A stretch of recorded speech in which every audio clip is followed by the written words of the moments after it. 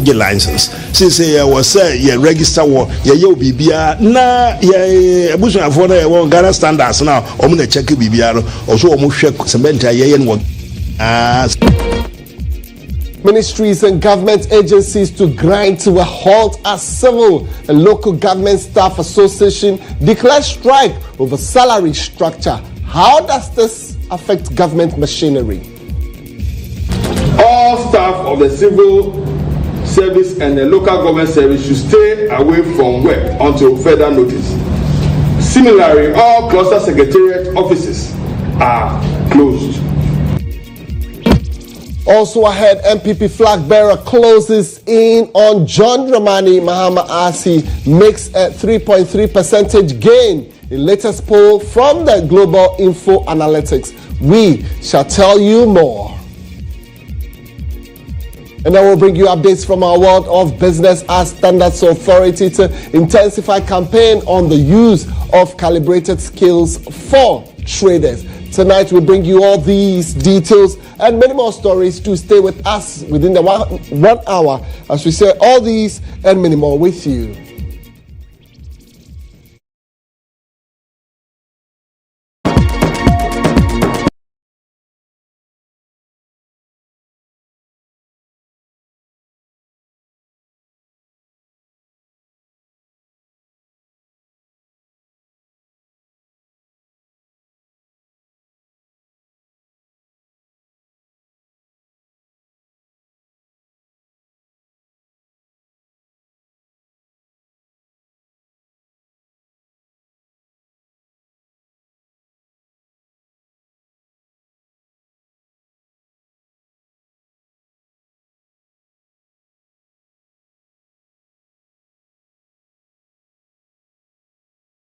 Thank you very much for choosing GHOne TV. Let's take our very first story for the evening. And here, the third accused, Richard Jakpa, has said the cross-examination of him by the Attorney General, Godfred Yeboah Dame, was below the belt, scoring him 3 out of 10. Well, according to Jakpa, a businessman, the Attorney General Godfred Yeboah Dame did not understand the case he himself supervised in court. Jakpa made this known after he was discharged by the High Court in Accra, presided over by Justice Ifia Sewa Asari-Botry, after conclusion of the Attorney General Godfred Yeboah Dame's cross-examination of him. Well, Jakpa, Richard Jakpa, a businessman, is standing trial together with Minority Leader Dr. Kezil Atoforsen for what prosecution alleges is to be the willful causing of financial loss to the Republic to the tune of some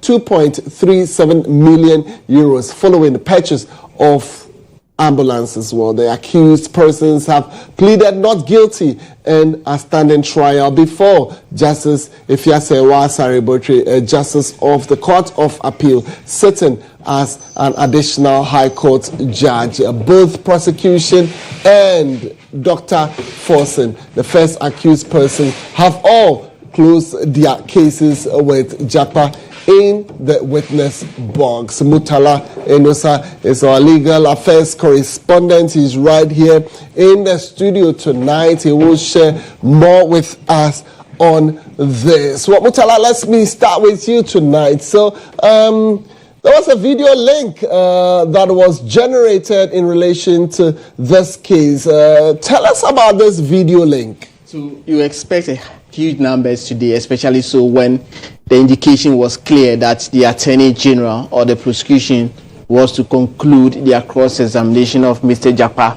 In fact, I want to put on record that the cross-examination lasted for 4 days. 4 days. That's the date that the Attorney General, you can even put it and say 4.5, because the very first time when Dr. Kasila Atuforsen's lawyers ended the cross-examination of him, prosecution only asked 2 questions. So that one excluded. Prosecution had 4 days to scrutinize Mr. Jakpa, and today being the very last day, you expect the numbers. And so the Chief Justice thought it wise to direct that a video link be generated to ensure that wherever you are, you can't be able to join the proceedings. And in fact, my understanding that some 500 people, as per the link that was generated, were able to join the link to watch proceedings. And in fact, when that was made clear, Justice Efeasewa Saribuche indicated that whoever is in the courtroom and want to leave can leave and join virtually. But that was how the proceedings of the day when the Attorney General began the cross-examination of Mr. Jakpa. Interesting. Mutala, let me find out from you. So, from the beginning of the last day and the final day, the question, I mean, just share with me, how was the proceedings like? So, it was something that you expected. The banter between Richard Jakpa and then the Attorney General. So, the Attorney General posed a question Mr. Jakpa will want to answer. And in the course of answering, Mr. Jakpa, the Attorney General will want a straightforward answer. But Mr. Jakpa, as usual, will tell you that some of the questions that you ask do not require straight answer. So I have to give you a background for you to understand. And in fact, at the point in time, the judge will have to come in, just if you say what Saribuche, will have to come in trying to make sure that things will go. At the point in time, both parties, both Mr. Jakpa and then the Attorney General, attention will be drawn that, in fact, some of the words that they even want to use in courtroom are not allowed. They should take a cue from the bench. At the point in time, the lawyers of Mr. Jakpa will also have to come in because how Mr. Jakpa want to answer the question, prosecution is not allowing him to do that. Okay. And that issue of heckling here and there also came up that final day. But of course, prosecution's point was to the effect that if you look at the whole ambulance contract, there was no letter from the Ministry of Health to the Ministry of Finance to, as it were, establish a letter of credit of a sort, which led to monies being released for the purchase of those ambulances. What it said was that, and Mr. Jakpa in the response said that, look, yes, you can't find a letter from the Ministry of Health to the Ministry of Finance. But however, the opinion of the Attorney General at the time, particularly Mr. Dominic Ayeni, pointed to the fact that it was very instructive for the Ministry of Health to Finance, I beg your pardon, to generate that letter of credit, which was done. So, in effect, what he's saying is that if the AG is saying that there was no letter, there was no directive, there was nothing from the Ministry of Finance to ensure that that letter of credit, which gave way for the money to be expended, he said no. The Attorney General's opinion gave the power to the Finance Minister. And in effect, he said that government of the day, that's the Nana Akufo-Addo government, is deliberately ignore the ambulances just so they will make a case out of it. So that is how the cross-examination ended after the Attorney General indicated the conclusion of it. In fact, the court gave the AG up to 3:15 to end the cross-examination of Mr. Jakpa. Then after 3:15, he said, look, because of how the questions were being asked and how Mr. Jakpa is responding to them, the court should give him additional 10 minutes. And that additional 10 minutes also took us about an hour because Mr. Jakpa would not want to respond to a straightforward question, or it was just given. The court was, okay, talk, let's listen to you and all that. So that's how it ended. But what Mr. Jakpa is saying is that the case before the court, the Mr. Atoforsi and everybody did due diligence. If there's anybody who should be held responsible for causing financial loss, then it should be the present government. I mean, let me call him the main man in the matter here, Richard Jakpa all over. But let me try and find out from you. After the case, you've been speaking to the interested parties in here. So share with me when you interacted with Richard Jakpa himself. What has he been saying? So he is the second accused person that personally I have seen after court sitting that he want to talk, even though he has a case in court and his fate has not been determined yet. Look, let me ask him, were you surprised with the cross-examination of the Attorney General, that encounter you have, and how would you rate him? He said, look, the Attorney General's performance, the cross-examination of him by the Attorney General is below the belt. And if he said that, look, he rate the Attorney General 3/10. Let's go and listen to Mr. Jakpa on what he think of the Attorney General's cross-examination of him.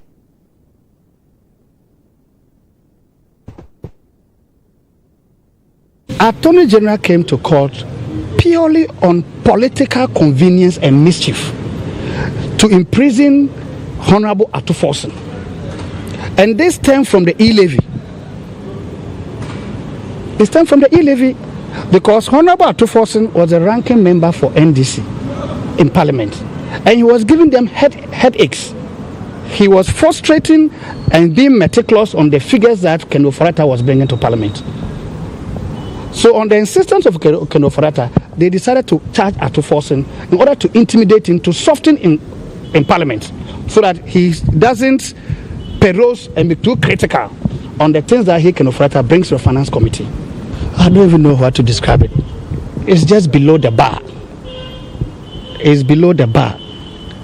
They were legally incompetent. You say below the bar? Below the bar, what I'm trying to tell that they were legally incompetent. Very inept at arguing their case. You were in court. You saw that he was bringing documents and he was even confused. He didn't even understand that there is an LC account in a bank. And the LC is established from the account of the bank, from the account of the LC. So there's difference between 15 and over million and 3.9 billion, which was meant for the first 50 tranche, which came from million, which came from the ministry.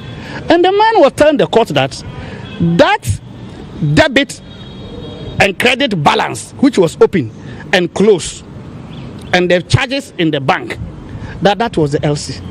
That is completely, it's just pathetic. Wow, Richard Jakpa himself there, granting interview, the man who has a case in court. But yeah, away from Richard Jakpa, so who else did you interact with? Okay, so the National Communications Officer of the NDC, Sammy JP, has also been reacting after the court sitting. We can hear Sammy JP. This man is a local champion only because he specializes in fixing matches. But you see, now that everybody is watching the proceedings and he has met his meter, Jakpa, you see how he's being exposed.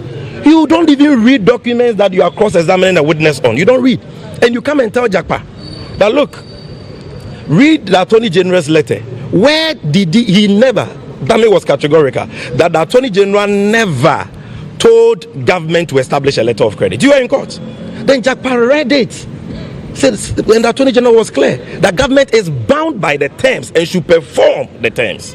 What are the terms? Key term is a letter of credit. So clearly, that is how bankrupt in knowledge relative to this case this Attorney General is, and he's moving all over the place, you see, because he himself doesn't believe in this case. He says he was being pressured by Ken Ofori-Atta and Akufo-Addo to persecute Atuforsen and hope that they will win the case, go for a by-election, in the belief that Fantas are cheap and get one more seat that they don't deserve.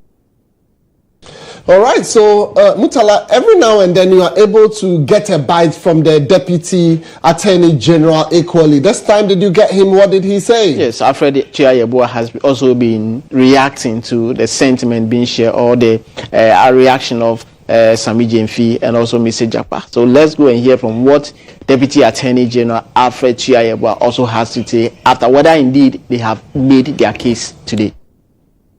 It is rather unfortunate. My brother is a lawyer. The Honorable Attorney General is an astute lawyer. He's a well-read lawyer, a revered lawyer. He knows his stuff. And so if he decides to say that he's a match fixer, I mean, I don't understand him. Go to the law reports, go to Supreme Court of Ghana law reports, and look at the case that he's done at the time that he was in private practice. And from 2016 to date, I can say without any fear of equivocation that if you look at the ages that we have in Ghana, if he's not the best, he may be one of the best when it comes to his courtroom appearance. And look at international arbitrations. An Attorney General who leads his team to go on international arbitration and win cases internationally, not local. So if they say local champion, what does it mean? An Attorney General who is able to boost the staff strength of the ministry, giving them the training such that now we do not pay millions of dollars to external solicitors. Only few of them. Most of the cases that we have on arbitration, he leaves.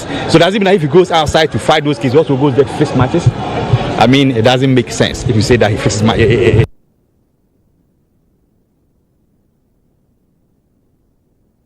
All right, Mutala, so interested in listening there. But just before I allow you to go, so what next? What are we supposed to see? What are we supposed to expect? When are you back in court again? Okay, so we are back in court on the 11th of July. But on the 11th of July, what is clear now is that Mr. Jakpa is done talking.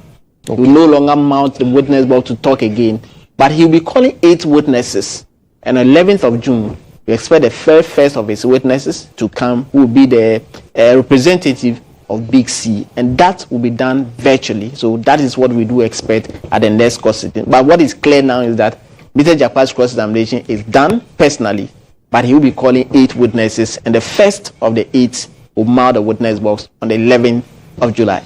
You can always trust Mutala Enusa to bring you all the details that you're looking for from our courts. And when there's more on this particular story, he will be sharing more with us. Well, let's look at other stories this evening. And here, the Civil and Local Government Staff Association, I'm talking about CLOSAC, have declared a nationwide strike effective Wednesday, July 3, 2024, over government's inability to implement the new salary structure for their members. Well, a statement signed by the Executive Secretary of CLOSAC, Isaac Bampo Ado, directed all staff to stay away from work until further notice, while CLOSAC secretariats and offices will also remain shut. The implementation of the new salary structure was agreed upon in year 2023, but it is yet to take effect. The National Labour Commission has summoned leadership of CLOSAC to a meeting to address this concern on July 3, 2024. Well, here is Executive Secretary of CLOSAC declaring the industrial action. In consonance with our letter number BA 15 volume 2 dated 21st June 2024 indicating our intention to proceed on nationwide strike if the new salary structure for the staff of the civil service and local government service is not implemented, we hereby declare a nationwide strike with effect from Wednesday, 3rd July 2024. All staff of the civil service and the local government service should stay away from work until further notice.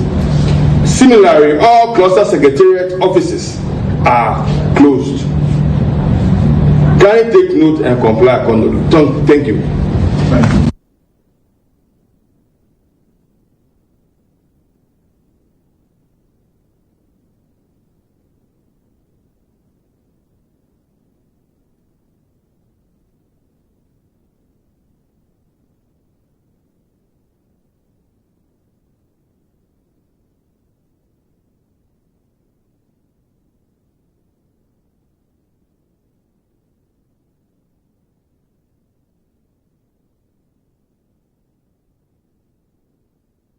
Right, so thank you very much for keeping faith with us. If you're just joining in, this is News Tonight. We still have some more stories for you. But before then, you can hit us on our social media platform. CLOSAC has declared a strike action. We would want to hear your thoughts on it and really if this is justified. But before then, let's do some politics at this moment. And here, flag bearer of the governing NPP, Dr. Mahmoud Bawumia, is said to be closing in on the opposition NDC's GHOne Mahama in the latest opinion poll from the Global Info Analytics, where the latest poll shows a 3.3% gain for the NPP flag bearer against a minus 3.2% for the opposition NDC flag bearer within 2 months. Well, the report from the polling organization in April showed Dr. Bawumia scoring some 34.9%, but that rose to some 38.2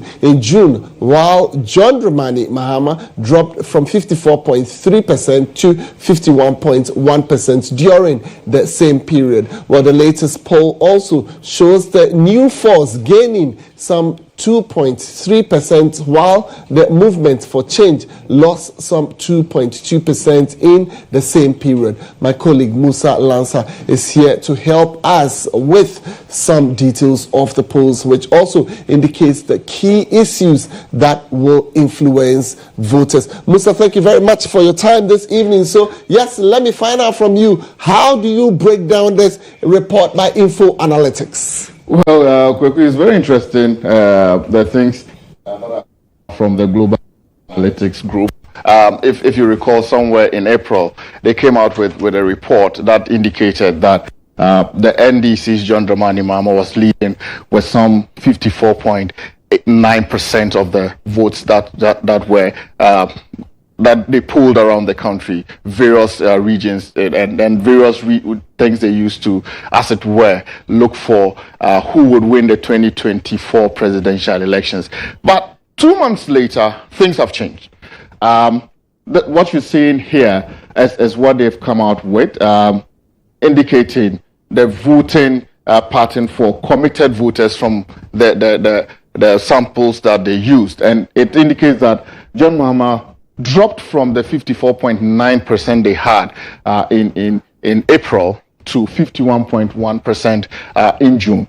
And Bawumia rather went up from 34.3% to 38.2%, which is very, very significant in terms of who is going to be winning. And this is just after 2 months of Bawumia starting his campaign, rigorous campaigns. Prior to the one that the Global Info Analytics had in April, Bawumia hadn't started his campaigns yet. But this new polls indicate that, yes, this is where we are heading to. 2 months afterwards, a gain of 3.3%, and Mahama went down by 3.2%. So it's a very interesting one we're looking at. But what are the key issues people are going to be voting on? Very interesting statistics from the Global Info Analytics. But before we do that one, let's look at some other issues. Kweku, look at the key issues that people are going to be voting on. 73% of people are going to be looking at the economy. Some 69% will be looking at jobs. Some 50% will be looking at education. 27% will be looking at roads. 24% healthcare. 19% taxes. Corruption will be 17% of the people, the sample they looked at. 13% will be looking at petroleum prices. Now, almost every month, people are asking the media, what is the next pricing window going to look like? And so some 13% people will be voting based on the petroleum prices. Security, how secure are Ghanaians? Some 5% are going to be voting based on this. Water, the cost of water. Just yesterday, we had the various utility service providers begin the implementation of the new tariffs. And that is one thing that the Global Info Analytics is telling us that people will be voting on. Whether they are party members or not, just 3% will be voting based on that. Sanitation, others, ethnicity will just take 1% and religion 1%. So it's telling you that people are not really going to look at ethnicity or religion in their voting based on the polls that they had. And the slogans, will the 24-hour economy be something people will be voting for? Some 48% are likely to vote for that 24-hour slogan.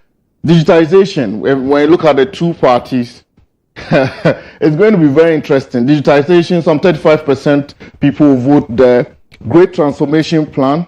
So if you look at it, the NDC has the 24-hour economy, digitization, MPP, GTP from the Movement for Change, and then people are not really looking at the other political parties. If you look at the other political parties, are not really out yet with the key messages they are going to be giving to their various party members or people who want to vote for them.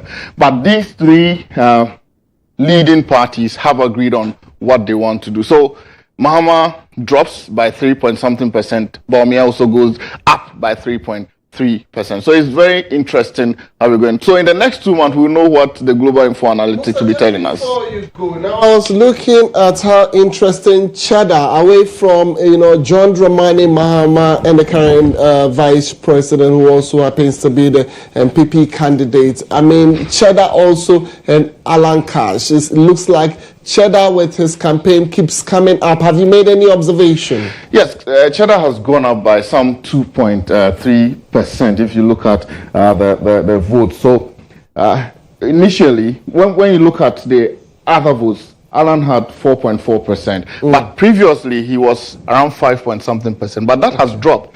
He's come down. And Cheddar is also going up. He's also gained by some 2.3% from the Global Info Analytics. So Cheddar is going up. And if you recall, a few days ago, he rounded up his Accra roadshow, where he was telling people what exactly he wants to do. And if you check on social media, a lot of young people are beginning to get interested in the activities of Alan. So I'm sure that is informing of Cheddar. and I'm sure that is informing the rise in his percentage in terms of votes from the polls that they. So just about some months. Do you think these few months into the election day will mean a lot in terms of the dynamics, or we're not going to see the figures change so much so long as campaigns into the regions are concerned? Kweku, I say we are in the last 5 months of effective campaigning. If you want to win, by October, we should be able to tell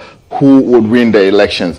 And for now, Bawumia is going to start his second phase of campaigning. And I understand the earlier one had to do with industry players, Guta and other industry people. But now he's going to go down to the various bases and various camps to engage the young people to find out what they really want him to do for them. Mahama is also going to intensify his campaign. GTP, the Movement for Change, they've also launched their GTP. I know they are going to intensify their campaigns.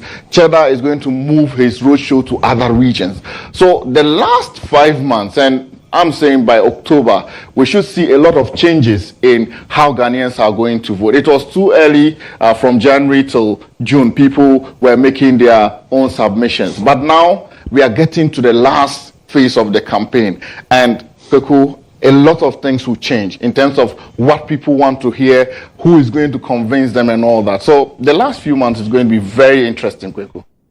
Musa Lansa is head of our political desk. Thank you very much for joining me tonight, and we're looking forward to some more. Ivy will eat me up. Yes, we'll be controversial on that. Please forgive me for putting you in that political bracket there. But thank you for your analysis tonight. Obviously, you would find him as deputy editor in the GHOne newsroom. Well, it's all time for us to bring you Insight for tonight. And Insight is proudly brought to you by Pepsodent. With Pepsodent, every smile matters.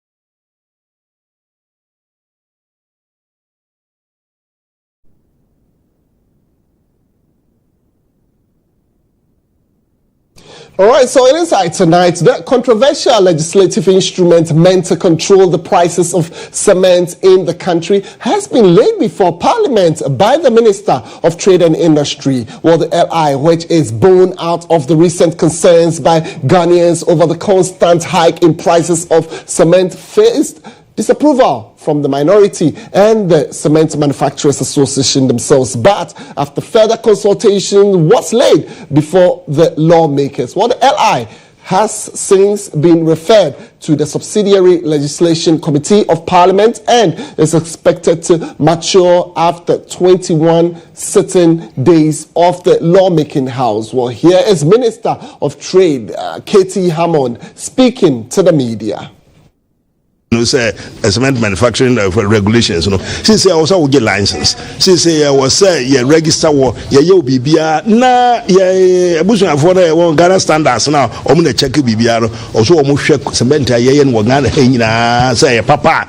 Anya papa ya ma wonton. Moto to cement bi o hwa anya homka. Wa ho dan ya isi na bi bu na ye say cement ehia pa awiase ba dia cement. Nti yankwa de ya say anhwe ni na we anse say we abu na cement ankoye nti ano ho law no ya wie no ya monitor so obi ade be ye.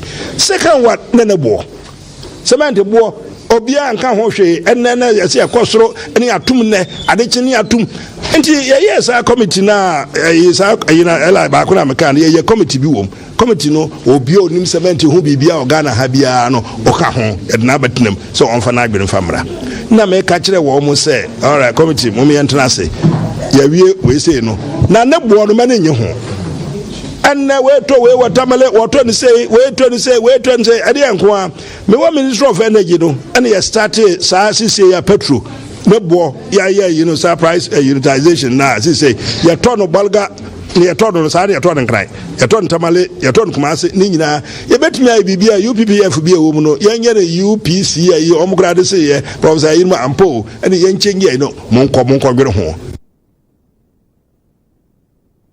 Well, Katie Hammond speaking in Akande while addressing the media. I would want to stay on the subject some more. If you're thinking about cement prices tonight, you can join me on our social media platform. But let's get some divergent opinions on this particular subject. As a minority, which earlier opposed to the laying of the LI, say they are satisfied as the minister worked on the concerns they had with Governs Agboja as minority whip. Mr. Speaker, I don't have any issues with this. The last time the minister was here, colleagues from both sides had very serious concerns. Those concerns have been sent back to the committee and have been addressed. I am informed that they have dealt with those issues, and based on that, we advise that it is no longer harmless. So we are okay to support it in at least what I've been told, that it is not about price control. It's the price control element have been taken out. It is about reporting, the price reporting to the committee. And if that is the case, Mr. Speaker, my advice is that it's no longer a controversial issue, so we can go. Thank you very much, Mr. Speaker.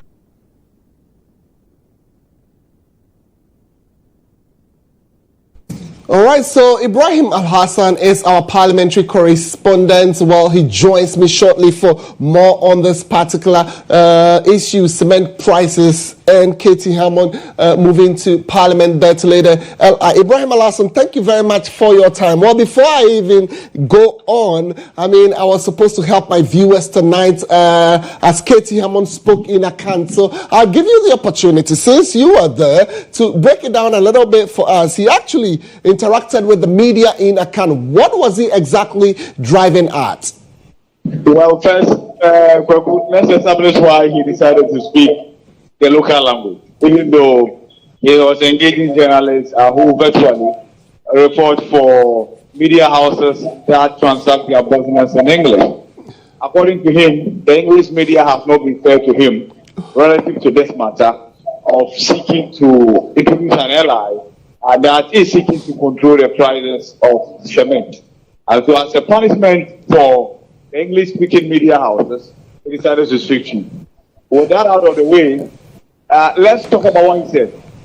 First of all, he was explaining why the cement manufacturers yesterday walked out of a meeting that he had scheduled to dot the I's and cross the T's relative to this ally to pave way for its laying today.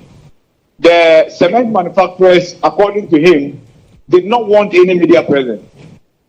But his counter-argument was that they had accused him of engaging in an illegality, trying to scatter their daily bread and then also kill their businesses.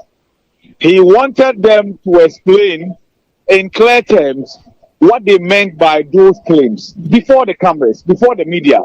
So the media could then carry the message to Ghanaians, because according to him, overwhelming number of Ghanaians, actually the public in its entirety, support what he's doing, because they go to bed one day, wake up the next day, and the cement prices have been increased.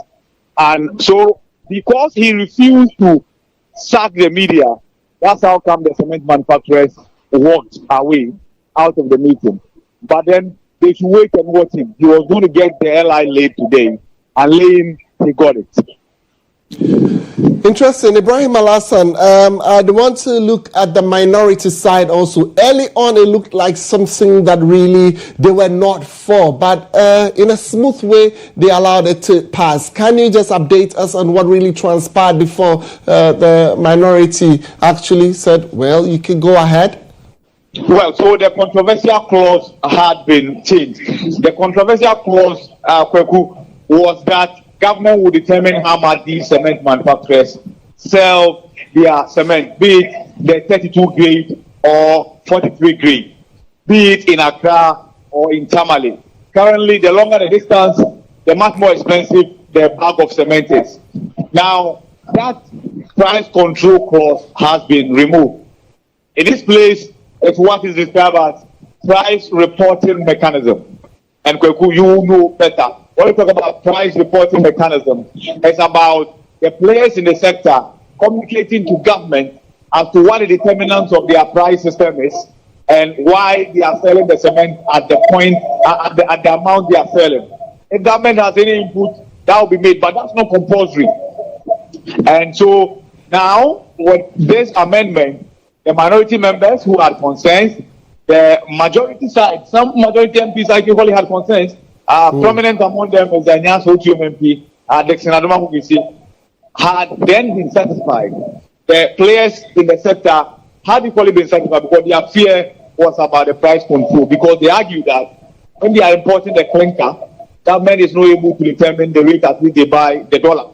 When they are paying the duties at the port, government has a fixed duty that they pay depending on the quantity and the amount they use in purchasing these raw materials. So government has no business telling them how they to sell their finished product.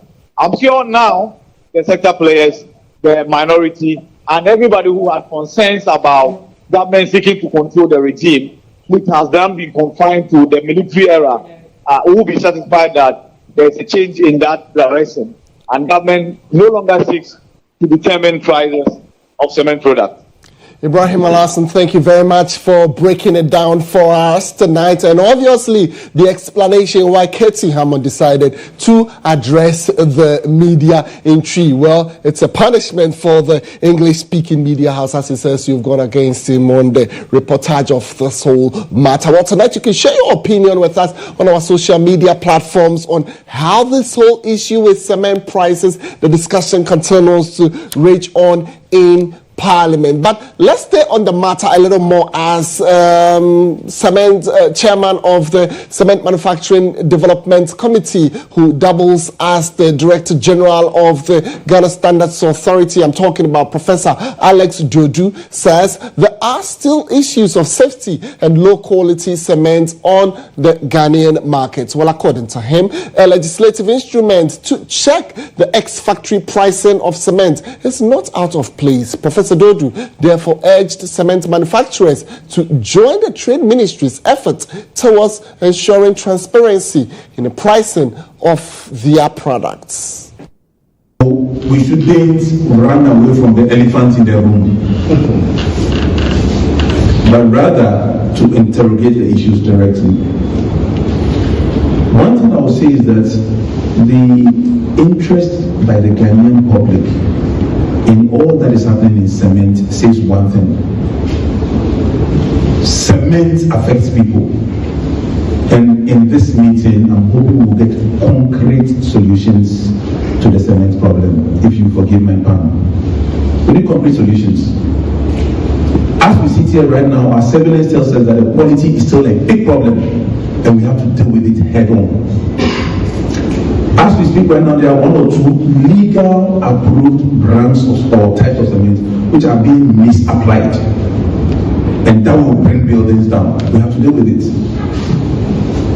Now, the issue of the LI, I think we'll take that at the end because the ministry of it. And industry requires confidentiality because one company's secret cannot be shared. At the committee level, we did say categorically that can we have a mechanism for disclosing either by the company the average ex-factory price on a monthly basis voluntarily, or to the committee to publish that anonymously to the country. And why did the committee ask for that? The committee's view is that whatever price is bought at the factory gates, by the time products get up anywhere in the country, the price may have changed. Now, as government should be seen to ensure that from the factory gate to the time it gets to the consumer, yes, there's fair profit, but prices don't change so that it looks like a chaotic market. Second, the government believes that if there are issues which are adding up to the cost build-up, there must be open discussions with the industry to bring relief to Ghanaians. All right, so tonight I'm sure I've been able to bring you enough updates on the hike in cement prices throughout the country. Well, I would end the discussions here, but we are not ending the subject right here. Tonight, we would want to close Insight and appreciate Pepsodent for making it possible for us to bring you Insight. In fact, with Pepsodent, every smile matters. We're back shortly with some business updates and also touching on some sports stories.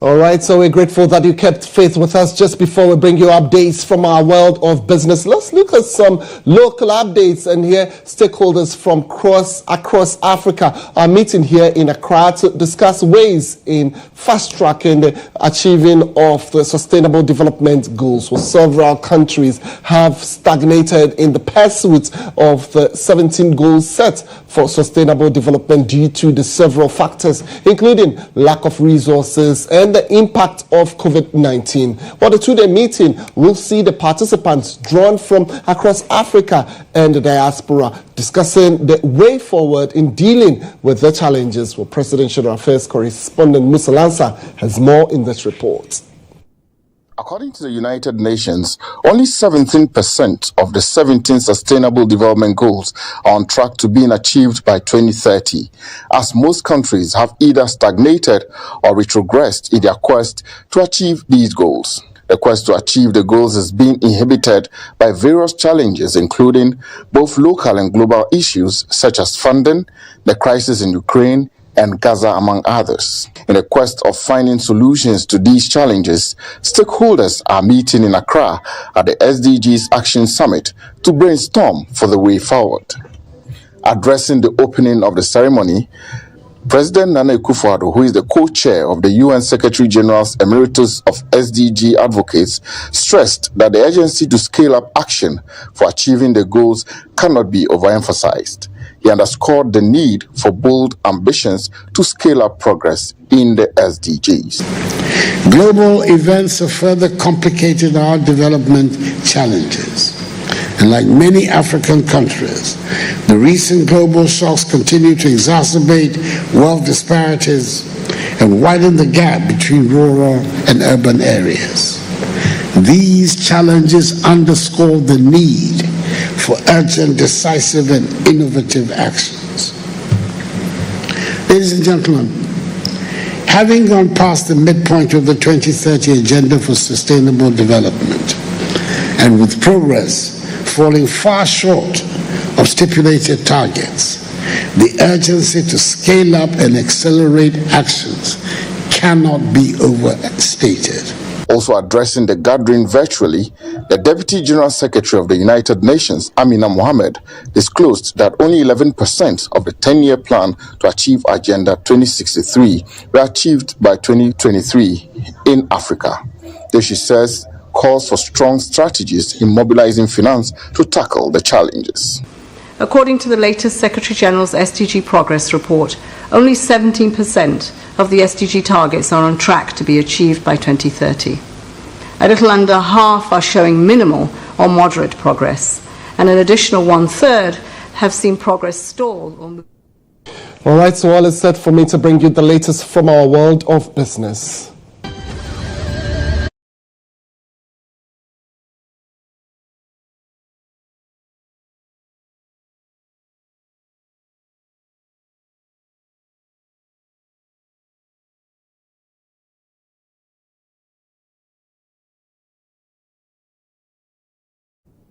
All right, so we appreciate Bills for making it possible for us to bring you business tonight. If you're looking for that loan, no hassle, just reach out to Bill. And the loan would happen for you. Well, tonight in business, the Ghana Standards Authority, I'm talking about the GSA, has reviewed plans to deploy their task force to various markets across the country to educate and raise awareness amongst traders about the use of calibrated scales for measuring quantities of food items. Well, according to the authority, this initiative aims to enforce the use of appropriate weights and measurements in trade and apply sanctions to defaulters, serving as a deterrent to others. Chop and Boss Ghana, in collaboration with Friends of the Nation and the Faculty of Renewable Natural Resources at KNUST, is implementing the Research for Development and Innovation Agriculture and Learning, the REDAL project.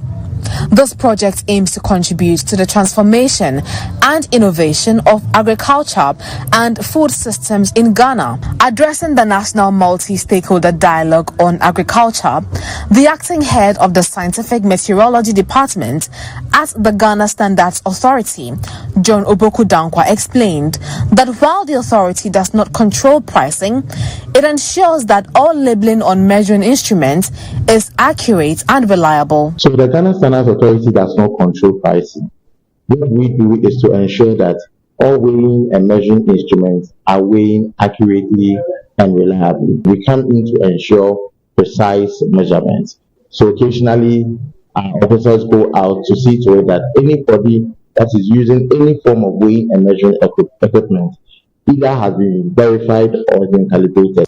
A scientist involved in the Redial project, Professor Tre Boateng, noted that it has brought together stakeholders to identify several issues affecting farmers and their livelihoods, necessitating a national dialogue and collective solutions. This MSG is to bring to the attention of the stakeholders, especially the policymakers, the various conversations we have had in the districts, what farmers have identified as challenges to agriculture, and what can be done to deal with those challenges. The Member of Parliament for Wa East, Dr. Godfred Seidu Gisol, commended the stakeholders for considering the sponsorship of additional phases of the Redial project.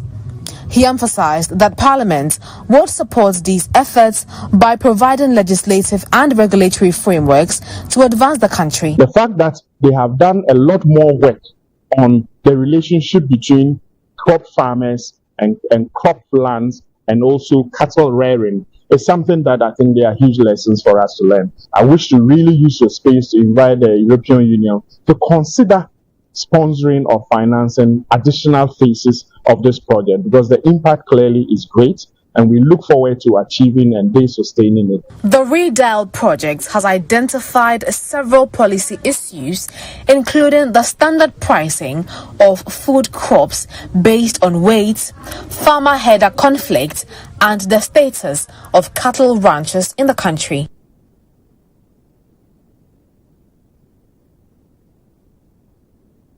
All right, so that's about all we have for you tonight in business. We want to appreciate Bill's Microcredit for making it possible for us to bring you business. Up next, we're bringing you some updates from our world of sports.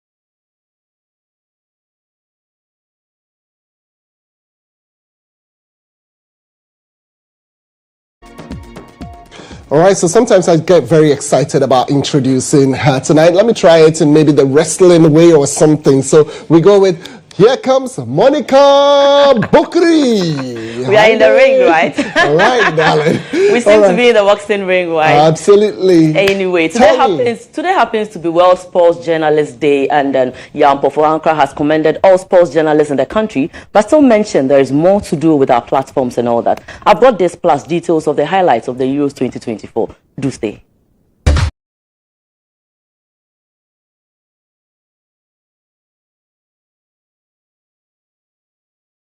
Now, veteran sports journalist Yampo for Ankara has charged sports journalists to use their platforms to enhance facilitations of sports infrastructure in the country. He emphasized the significant impact journalists can have when they utilize their platforms to positively influence lives. Speaking on the game here on GHOne TV and Star FM, the chairman for Beach Soccer Association of Ghana, Yampo for Ankara, however, noted that there has been a huge impact with online journalism in Ghana over the recent years. Today is so significant. We should be asking ourselves. Yeah. It's not just about, being on radio, TV, online. Again, I didn't mention online, which has also been a huge impact over the last few years, which continues to dominate our space. But the question is, how are we using that to impact the lives of ordinary people beyond the stadiums, beyond the arenas, beyond the courts or the swimming pools? After that, what happens? And it's about policy direction, it's about lobbying, it's about putting pressure on the decision makers and the stakeholders to make a change, not just for sports journalists, but in our role, how do we use our spaces, or our platforms to impact lives? So, for example, infrastructure development, we would want to believe that every sports journalist would love to see a sports arena, multi-purpose sports arena in every region of Ghana. Your platform is important. Monica has a voice. I have a voice. I think the rallying point is getting together, being united, and lobbying for these things to happen, so that in an election year like this, we should be very vociferous, very vocal in what we think should be done by whoever wants to become, the next government. So I think we should use our spaces and our platforms and our influences to put pressure on the stakeholders, the policymakers, and those who take the decisions that impact not just the lives of ordinary people, but also our jobs as well. Now to the Euros, where substitute Malen scored twice and Cody Gakpo got his third goal of the Euro 2020. Netherlands see off a spirited Romania and reach the quarterfinals of the tournament for the first time in 16 years. Liverpool forward Gakpo opened the scoring with a brilliant finish midway through the first half, cutting inside before unleashing a drive into the bottom corner. Malen then wrapped up an impressive win for the Netherlands, with Romania having committed players forward as he charged in on goal before slotting home. It was a much improved performance from the Netherlands, who had to deal with early pressure from an enthusiastic Romania who were backed by their loud and colorful fans.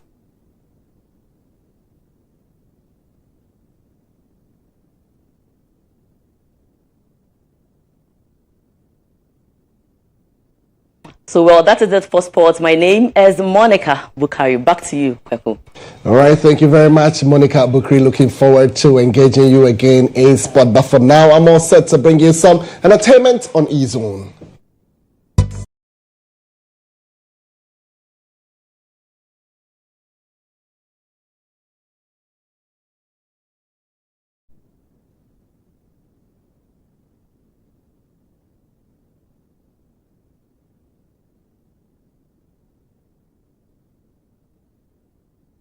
All right, so on GHOne tonight, King Solomon Mawena Lajekpo won the grand prize at the 2024 British Council Partner School Awards ceremony held in Accra last weekend. Well, the former student of Merton International Primary and High School was adjudged the overall best student for the 2023 Cambridge Advanced Level Exams in Ghana. Or the Merton School, in addition, swept home 9 awards, making it the most enviable school under the British curriculum in the country. Well, in his keynotes and welcome address, Ni Dodu, Country Director, British Council, Ghana, Cameroon, and Sierra Leone, explained that this year's awards are special because as it honors excellence amongst top achievers. We say Aiko to Merton School for the success. All right, so that's about all we have for you tonight. My name is Kweku, Temeng Bulletin led by Musa Lansa. On behalf of the entire production team tonight, we would want to salute you. But just before I go, a reminder that you bring the family together and ensure you brush with Pepsodent. With Pepsodent, every smile matters. My name is Kweku Temeng. Enjoy your evening.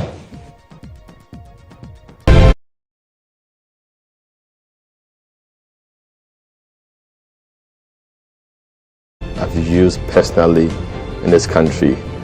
It runs a system where we are able to run on Dante to be able to do our broadcast mixed well also from this van. I've used this OB van for quite a number of big productions, i.e. 3 music awards, the late President Rollis' state funeral, Emmys Africa Awards, and a number of them. My experience with the GHOne van has been the state of the art equipment they have. Personal experience is you can use it for both indoor and outdoor, all events, conferencing, like anything you need a van to work for you, GHOne provides it. My experience with the van has been very good. Why? Because it has a number of facilities that I may not get in other vans. You know, the van has a very wide bench that can accommodate all my technical crew. ICCU, switcher, graphics, CG, and all of that. And then it also has a studio, a green room studio that comes with TriCaster. So if you want somebody to do commentary on a live event, you can put that presenter who's in that studio as well and get that running. To give an experience to our audience, we're also watching on TVs and online. Work with an Exo technology system, which makes your video mixing with Panasonic cameras, like a lot of other stuff in terms of content you need to get also for your live broadcasts. I prefer the GHOne van to a lot of other vans I've used, or even doing my own setup on a tabletop setup. Because on a production you see a number of people in the van. And so if you have a very small van, it means that it's going to be choked, and that will affect the creativity as well. The price has been discounted as well to accommodate varied budgets. And so no matter the budget you have, I understand you can have the track and do business with it. It looks huge, but very affordable. Cost is really, really affordable. My experience with this EMI Awards last year, super excellent. Try it, call them, and I'm going to give you the best of price. Really affordable.